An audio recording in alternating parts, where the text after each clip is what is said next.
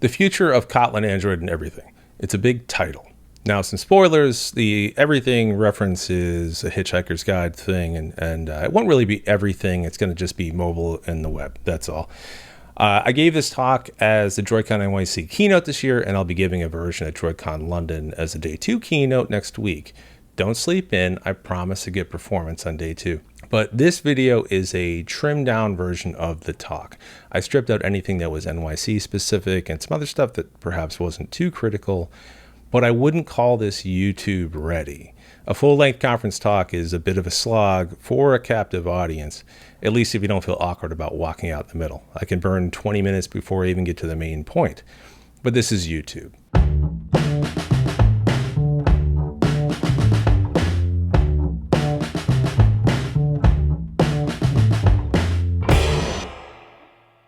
Here is the YouTube spoiler summary. Most apps today aren't built native.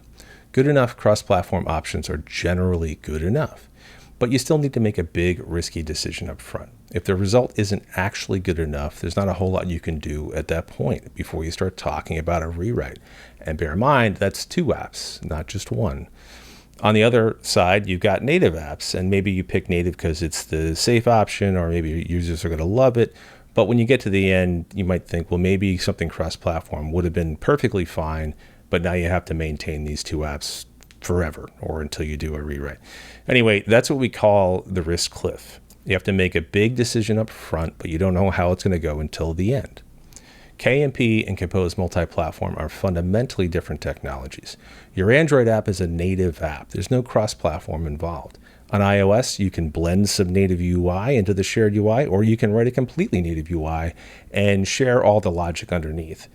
You can do that at any point in your product lifecycle.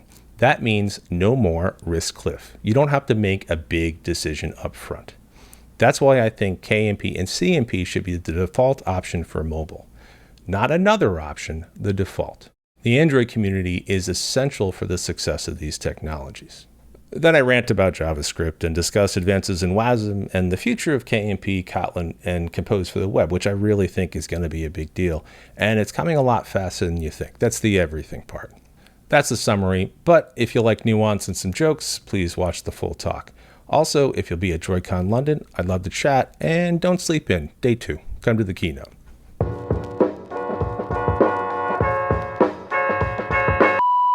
This is an edited version of the keynote I gave at Droidcon New York, and I'll be giving the same thing in Droidcon London next week. But I wanted to do something that was a bit more YouTube friendly, cut out the stuff specific for the conference, but retain largely the same message. And frankly, I didn't want to rewrite the script entirely. So I'm going to mostly just give the presentation with some cuts, and we'll see how it goes. A bit more about me. I was doing Android before there were actually phones. I was in the Android Developer Challenge, I guess 2008-ish. Our first clients were in 2010. This was when pretty much everyone just made an iPhone app, but when it came time for Android apps, they didn't know what to do. So I was the only person a lot of people knew. Touch Lab officially started in 2011. We ran the big New York City Android meetup since 2012. We brought the first Droidcons to North America in the form of Droidcon NYC. Around 2015, I got really obsessed with J2OBJC and the whole concept of code sharing. And that lasted till 2018 when we officially switched everything over to KMP, and that's what we've been doing since. So a bit more, I'm a Kotlin GDE. I'm on the Kotlin Foundation Ecosystem Committee. We've done a ton of KMP library work, especially in the early on days, but continuing to do some pretty core stuff.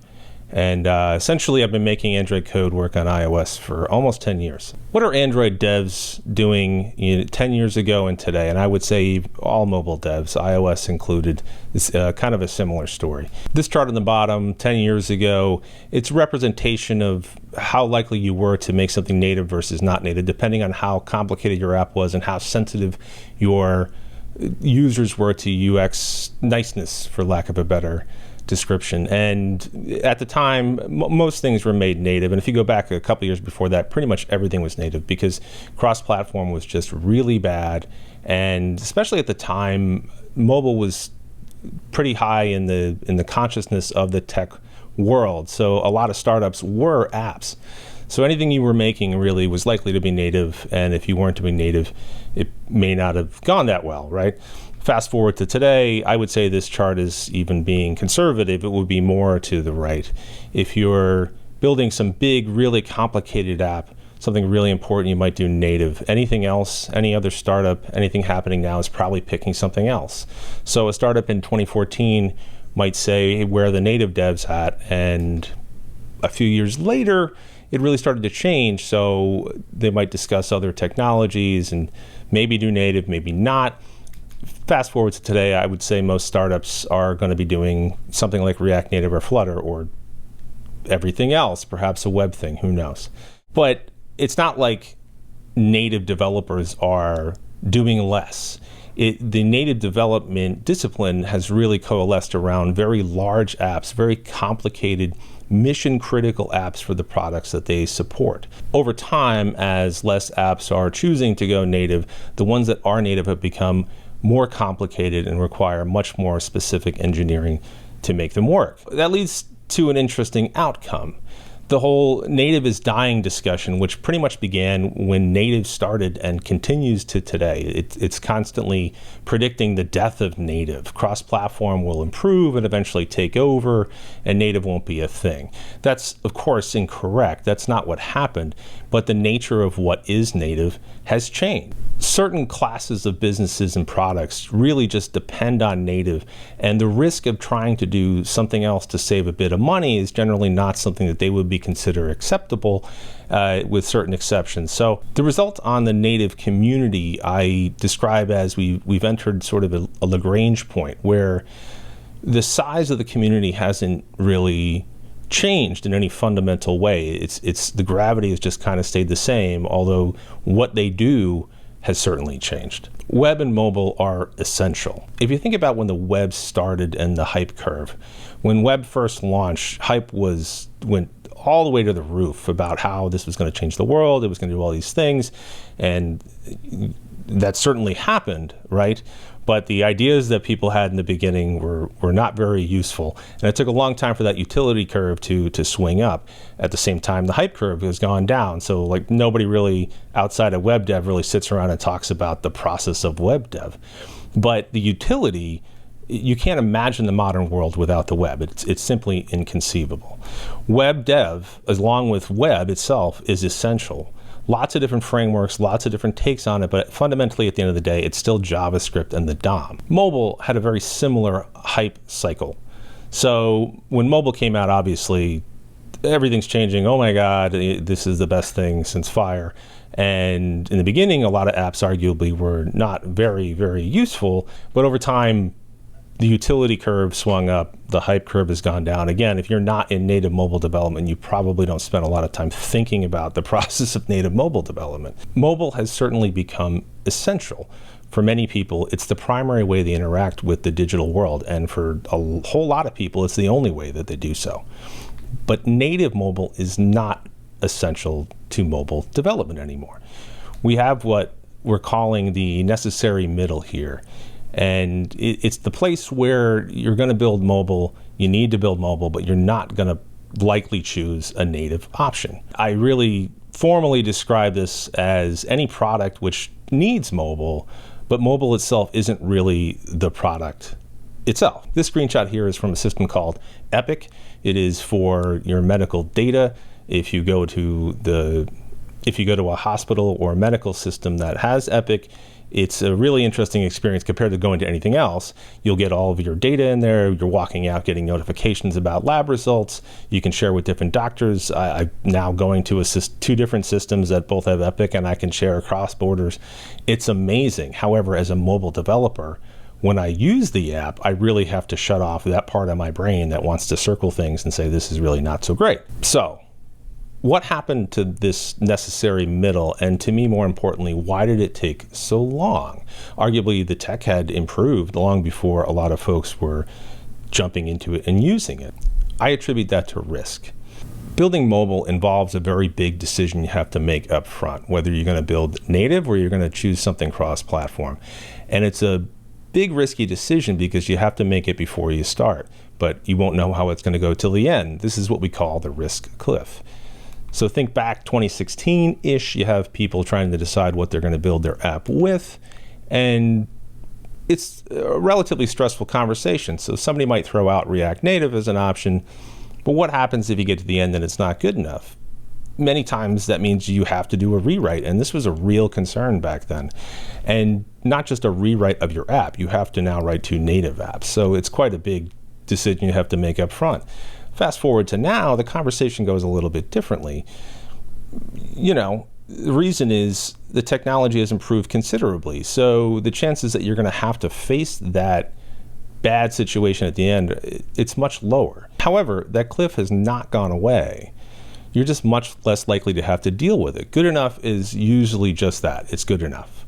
Enter KMP and Compose, the new default choice for mobile. For a moment, let's just forget timelines and React Native is huge and this is missing from Compose, all these today things. Let's just think about what's happening down the road, and let's keep a positive mind. So one of the things that KMP and Compose allow you to do is something that I call optionally shared UI. It is important to understand that Compose Multiplatform is fundamentally different technology than the other options.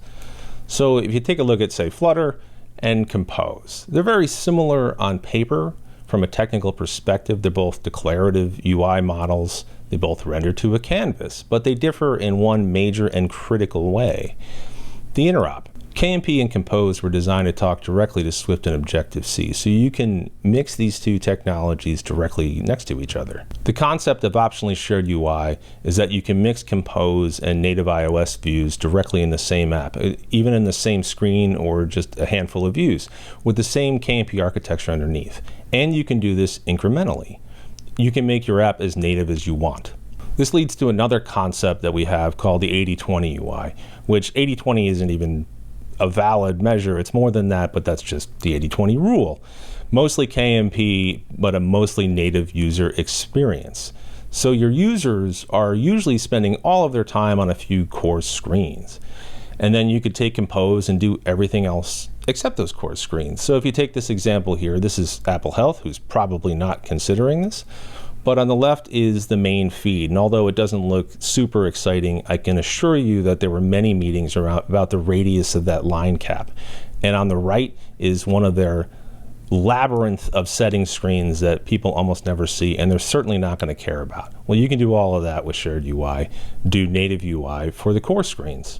So the user experience is really almost entirely native to the user, and the code is almost entirely shared. So one of the things that the interop enables that's critically different than all of the other options, including native, is that the risk cliff goes away. You can make Compose for everything, or you can decide to do a bunch of your screens on iOS and native, or you can do your entire iOS UI native, still sharing all that KMP, and you can do it at any point in time in your product lifecycle. Another thing to keep in mind is that the only cross-platform here is on iOS. Compose and Kotlin are likely what you'd use to make a native Android app. So the big apps that we had at the far end of that graph are probably not the target, at least not right now. I mean, they could be, maybe down the road. I'm talking about, again, the middle of that graph, the everybody else apps. This talk was given at an Android conference and will be given at another Android conference. So is this just an Android thing and I'm a big fan? Well, not really. I just like good apps and enabling better app experiences, but with equivalent cross-platform costs, but with the variable of you can do whatever you want with it down the road, it's going to make better apps overall. Flutter would absolutely be fine, but Compose Multiplatform has the potential to be better than fine. This isn't to say that Flutter is bad and you should use Compose. Like, it's not a fight between these two things. They're both going to exist. I think it's better that both of these technologies exist overall for mobile development and for the quality of apps. It's just, I think Compose has a better sales pitch. So hopefully down the road, that conversation goes a bit more like this. Somebody mentions Compose, and then you're like, what happens at the end if it doesn't go well? Not much. You just have to tweak whatever you want, and you're fine. One key thing here, I think most Compose multi-platforms aren't going to bother with a native iOS UI. But it's different because you can. And the fact that you can do whatever you want down the road eliminates that upfront risk. So now let's go back to reality a bit and talk about where we're at. Where is Compose multi-platform? There's still a lot to do, but it's a lot closer than most people think. Compose multi-platform in 2022 was not even really tech preview, and we managed to get an app in the App Store, but that's besides the point. 2023 alpha, 2024 beta, 2025. I mean, we'll see how it goes, but it's moving very, very fast. The Droidcon NYC app is implemented with Compose multi-platform. In fact, I think it was the first one in the App Store, almost certainly in 2022. In the settings, there's a toggle that you can switch between fully Compose UI and a parallel Swift UI. And the reason we had that initially is because in 2022, Compose multi-platform was really not doing that great. And you could see the difference between the two. But if you go in there now and check it out, it's dramatically improved. And it's really hard to notice anything bad at all about Compose and how it runs. There are various mechanical issues, of course, nothing that's a deal breaker, but stuff that makes it harder at this point. I mean, setting up the build is more complicated, and the releases are coming out pretty fast. So version numbers and how things glue together, you really have to kind of pay attention to what's going on. The technology's pretty new, so there's not anywhere near as much help when you go out and look for it, all that kind of stuff. But they're mechanical issues. They're just a moment in time. It's important to keep in mind apps are shipping now. Like, we are working on an app that's going to be many millions of monthly active users the second it launches, because it's an existing app and we're really rewriting a whole bunch of the UI. Several apps have shipped. I know a bunch of apps in development. Like, this is happening right now. Community is essential. And I really don't think that this is going to be as big as it could be the default option if the community doesn't really step in and help to make this happen. So one of the first things that really needs to happen is awareness. Like, nobody knows about the technology or the state it's in. And that includes members of the Android and wider mobile community. Most of them think, well, this was launched, a couple years ago, it'll be another several years before it's ready. And it's like, it's absolutely ready to go now if you know how to deal with the dependencies and all that kind of stuff. More importantly, far more importantly, are the folks that need to make decisions about mobile technology when they're building mobile. If you had this conversation today, it would go more like this. Nobody knows what Compose is. So they're not even going to consider it, right? And those are the folks that need to understand what this is and what it's capable of. We also need better framing. Cross-platform has baggage. It is a ruined term. And it's really not even accurate for what Compose multi-platform does. The other major thing that the community has to bring to the table is libraries. And I gave a pitch early on with KMP, and it's the same pitch now. If you've wanted to get involved in open source and you're an Android developer, it's really hard to build a new Android library and get any attention for that at all. But this is the beginning of an ecosystem. You can start building and have some core libraries go out, and people will use them. It's a great way to get involved. And Compose multi-platform is a special situation. We have an existing ecosystem of Compose libraries that only work for Android at this point. We also have a bunch of native views that exist on both Android and iOS that need good, well-packaged joint bridging library, like a map or a video view, libraries like that. But these are all mechanical problems, and they're the best kind of problems because you can solve them. They tend to be clear and you know what to do. And that doesn't make them easy, but they're not really weird, hard to get your head around types of problems. The other thing to really keep in mind about Compose multi-platform is it's extending an existing ecosystem, and that's why it's moving so much faster than other people would normally expect. Like, if you were building an entirely new UI system, you got many more years, but we're essentially taking Compose, which has had a ton of work on Android, and making it work on the iPhone and other platforms. Similarly, we have an existing Compose ecosystem, and we have an existing ecosystem of native views. And making those work within the context of Compose is going to go much faster than if we had to write all these things from scratch. I've been obsessed with this whole concept for a decade, starting with J2OBJC. Android and iOS are essentially sandbox containers.